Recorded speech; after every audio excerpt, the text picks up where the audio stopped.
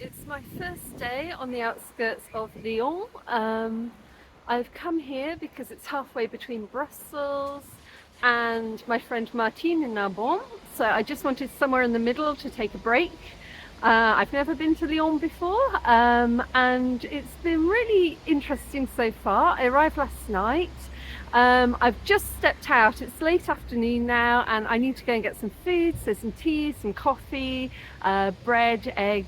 So I've just dropped into the local park to give an update. So the lady that I'm staying with is really nice, but it is absolutely freezing cold. So it was chilly in Brussels, but Lyon is absolutely freezing. I haven't actually looked up anything about the city yet. I think it's in the Alps, so that might explain why it's so cold. The room is nice. It looks out across a forest, but at night time you can hear the wind kind of whistling past. So today I'm just going to sleep. I'm going to go and get some food. I'm going to make sure I've got breakfast for tomorrow. And I'm catching up on a lot of editing, so putting together a lot of the things that I've already done. And then I am going to go into Lyon and we're going to explore the city. So give me a day or two to catch up and then we'll go out again. So this is my local neighbourhood.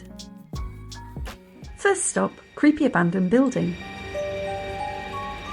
Don't judge me, I like abandoned buildings. I didn't have a plan for shopping. My Airbnb host said there was a small shop nearby for basics, but that I would have to go to Villeurbanne for a larger shop. I thought this was somewhere on the metro and didn't feel like taking it, so I decided to follow the high street to see if there was anything along the way. I found this apartment block. I think it's what Harrison Robb's place is going to look like in a few months.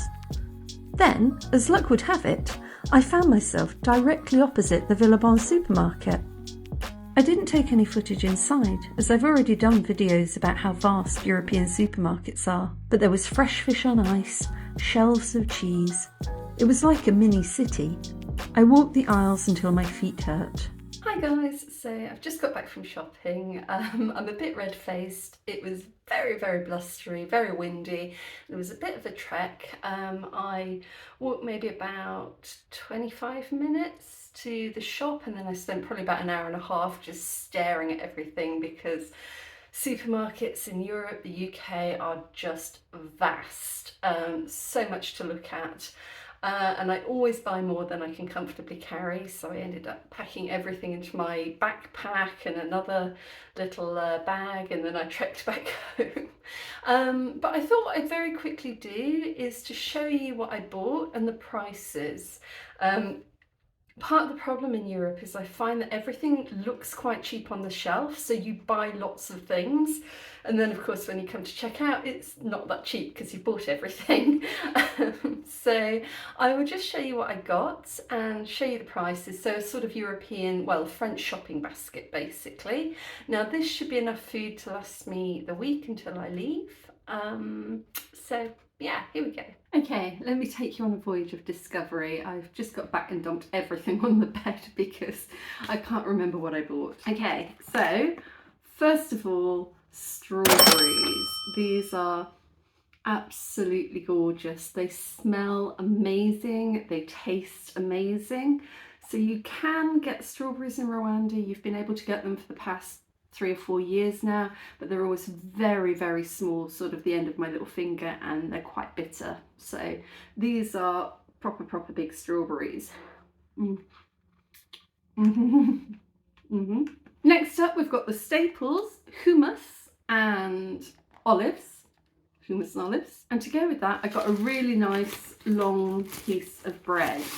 So really nice loaf of bread. But for breakfast I also got 6 eggs and some standard sliced bread, because I like a fried egg on toast in the morning. That's a nice breakfast to have. And in case I've got any bread left over, I bought some marmalade. Marmalade on toast is also a very nice option. So if you don't know, marmalade is just sort of orange rind that's turned into jam. It's a little bit more bitter than you usually get with sweet jam, but it's sort of orange jam stuff.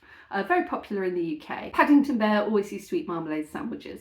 Next up, I ummed and ahed about this. It's the second most expensive item on my list at €5.19. This is of course the mackerel. I have an oily fish addiction and a smoked fish addiction. I've talked about this previously.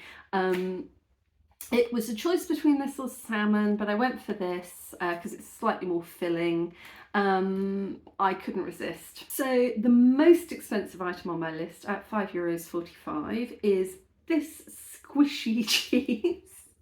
Come on guys, I'm in France. I have to eat cheese. And in France, the cheese section of the supermarket is wild.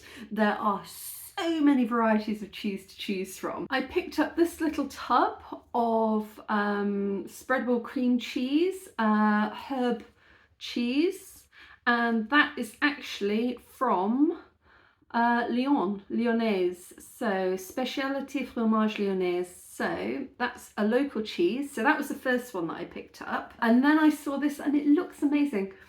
I don't know what it is, but it smells cheesy, fromage de chaume, and it is really, really squishy. So I'm really looking forward to eating this. And then just as I was leaving the supermarket, I also saw this. They're little salad bites, and it's fig and 3 types of nut.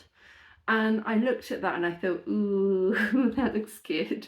So I got that. So then of course I had to get some salad to put it on.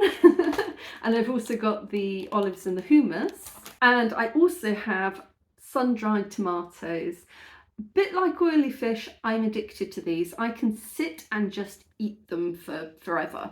And the other benefit with this is that it's packed in oil. So I was going to buy some cooking oil and then I realised I can just use the oil from the sun-dried tomatoes. However, I also got a little patty of butter. I've never seen this in the UK. It's a very, very thin pat of butter. And I can use that on my toast and marmalade because I'm one of those people, I always have to have some kind of margarine or butter on my toast. I can't just put stuff on it.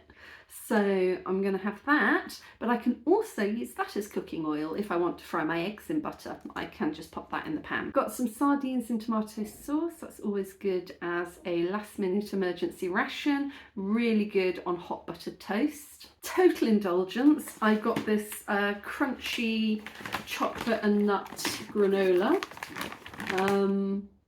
Yeah, I mean, it's a huge bag. That is easily going to last me until I leave. Okay, this one's a bit of a wild card and a totally unnecessary purchase. I bought it for the novelty value. I had to use Google Translate to figure out what it was because I thought it was like a dessert at first. But it's some kind of savoury pancake snack that tastes of bacon.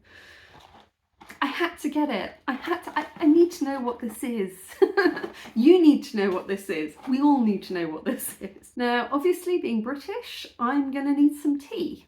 And I managed to find myself the most British of British teas. I actually found English breakfast tea. This is my mum's favourite. Now, I had quite a bad headache when I first got here yesterday. I had a really bad headache from about midday till I got here. Really unusual for me because I don't get headaches. And then I realised that whilst I was staying with Harris and Rob, I drank a ton of coffee. Now, I don't usually drink coffee, or I do, but not in that kind of concentrated large quantity. And so I think I've actually been suffering a bit from caffeine withdrawal because I didn't have any coffee at all, any caffeine at all yesterday. And I think it kind of hit me about midday and I started to go, ugh. So English breakfast, that's going to keep me going. Now, Rob has converted me. So instead of buying actual cow milk, I bought almond milk. I think, I mean, maybe it lasts a bit longer than dairy. I don't know. I'm going to get through it in a week anyway. But I actually quite liked it. So I'm going to see if almond milk works with English breakfast tea. Maybe, maybe not. We'll find out. But I do actually quite like the taste of it. So, you know, even if it doesn't go with the tea, I'm sure I'll drink it anyway. And it goes great on cereal. Got some toasted almonds just for a snack in the evenings whilst I'm sitting doing my editing. Now everybody said, you're going to France, therefore you're going to have some croissants. I am not the world's biggest croissant fan. I don't mind them, they're okay, hot butter, bit of jam, but my favourite is the pain au chocolat. So I have got myself 2 pain au chocolat, which I will have with tea, probably one of them in a moment. But when in France, got myself a little baby melon. So I think, I don't know, is that a honeydew melon? You tell me, I'm not great at identifying melons, so cantaloupe maybe? Don't know, but I'm looking forward to that. Grapes. I can't remember how much these cost, but they are vastly cheaper than they are in Rwanda. A punnet like that will cost you around 9,000 francs easy, and they do not taste good. They taste sour. Whereas these guaranteed are going to be so sweet. No pips, really sweet. Cereal bars for walking around town, and even if I don't eat them before I go, they're really good to take on the road. Now I have gone a bit crazy on the fruit just because it's so plentiful and so good.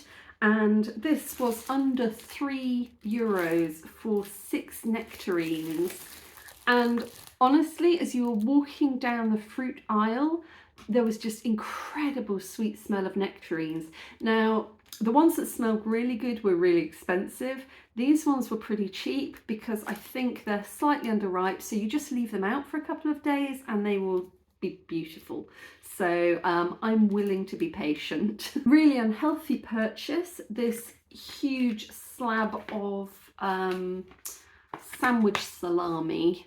It's not great, it's highly processed, not fantastic food, but you know, if I end up with some extra bread, it's going to go great with the cheese, so had to do it. And finally, on the food front, a pack of bananas. So they don't smell as good as Rwandan bananas. I always find like the larger the bananas, the less banana-y they are, you know. So in Rwanda we have these lovely little ladyfinger bananas and they're gorgeous, whereas these, they're big, you know, there's more of it, but it doesn't smell or taste quite as goodly banana-y.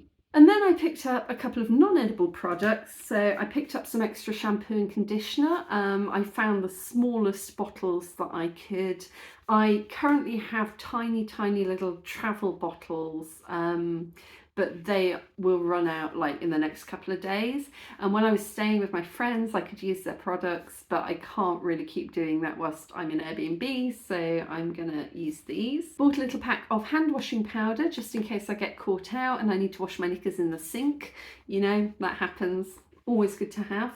Very small box, very light. And finally some Q-tips, which is a product that I never really used to use, but in the past few months I've got some sort of waxy problem with my ear and I think they're just going to help a little bit, so I started using them. So yeah, I told you all the prices individually and that totaled up to €72.15.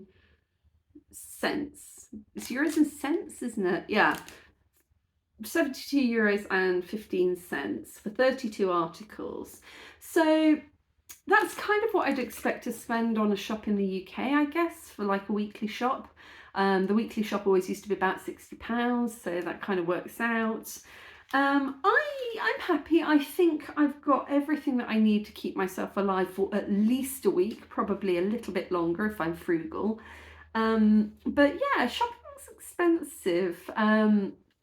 But you know, to buy all of these items in Rwanda would have cost me maybe double, because all of these items would have been imported and anything that's imported is extremely expensive, and fresh fruit is generally quite expensive for what you get, like strawberries and grapes. Anything that doesn't grow locally in Rwanda is going to cost you a lot of money and also not generally be great quality.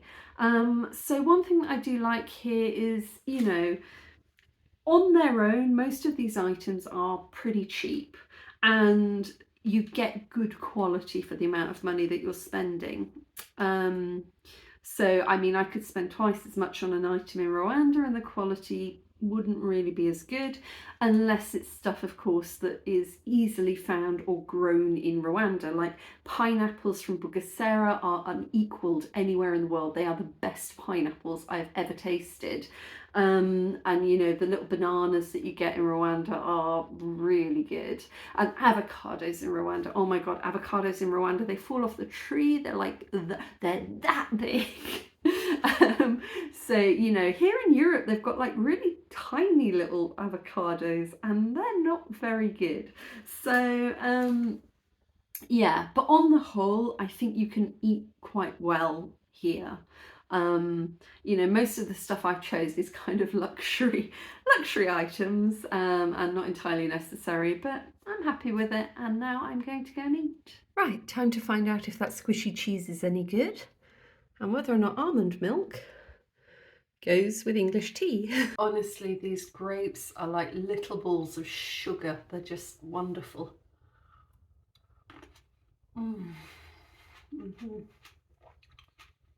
So I've just torn the bread, putting some of the butter on there. It's nice because it was frozen when I bought it, but walking home, it's had a chance to kind of melt a little bit. Now, I'm about to put some of that squishy cheese on it. See what it's like. Was my €5.45 well spent? Now, I'm not sure if you're supposed to eat the rind on this one, so I'm going to take it off just to be sure. I get quite confused by cheese rind. I'm never too sure which ones you can eat and which ones you can't. Okay, all right. Squish that on there like that. Pop another grape in my mouth. Bon appetit.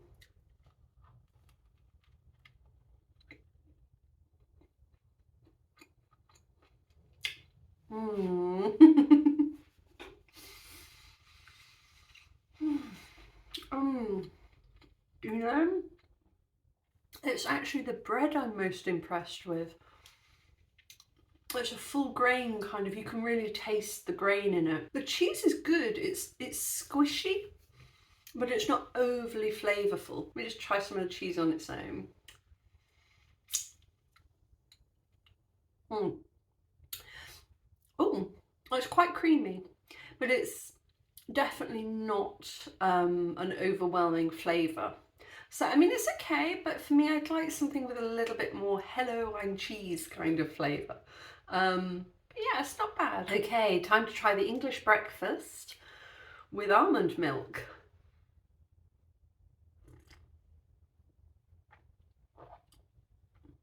Yeah, that tastes good to me. One thing about being British is we don't have a very refined palate. So generally speaking, a good cup of tea is a good cup of tea, and this is a good cup of tea. I'm not sure I could tell you that it wasn't made with milk. Okay guys, I'm having a lazy day today, and I think it's time that we try these bacon snacks. Let's see what they're all about. Oh, blimey. I was expecting them to smell like those bacon fries you get in the pub in the UK. They kind of look a bit like them, but they don't really smell like them.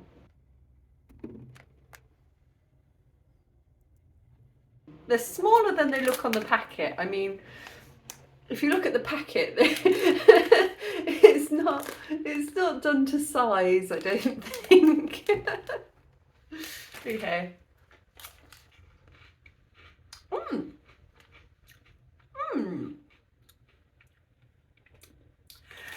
They're quite nice, but I would say they taste more of cheese than bacon. They're like those little cheesy snacks you get in the pub.